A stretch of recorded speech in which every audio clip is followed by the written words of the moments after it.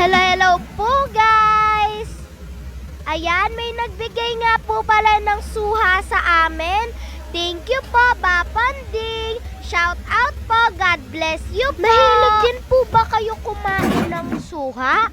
At alam niyo po ba yung makukuha niyong benepisyo dito? At kung hindi pa, halika na po at panoorin niyo po itong video ko nang malaman niyo po. Maraming vitamina ang suha tulad ng vitamin C, vitamin A, vitamin B1 and B2, and calcium. Ang kailangan sa suha ay mababa ito sa calories, kaya hindi ito din nga po pala ang benepisyo ng pagkain ng suha. Number 1, nagpapabuti po ng blood pressure. Number 2, makakaiwas po sa sakit sa puso. Makakaiwas sa pagkaroon din ng wrinkles. Mga guys, dapat po pala kumakain po tayo ng maraming ganito. Nakakatulong din po magpabawas ng timbang.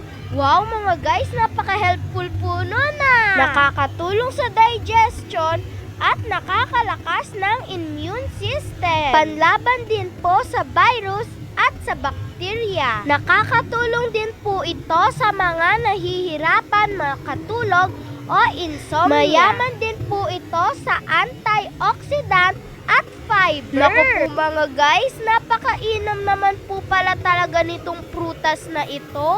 Isa rin nga po palang halamang gamot ang maaaring makatulong sa pagkahilo, ubo, at dyspepsia. Alam nyo po ba, pwede po ang suha sa may diabetes. Paalala lang po, 3 hanggang 4 na slice lang po ang pwedeng kainin. O kain na po kayo ng suha ah.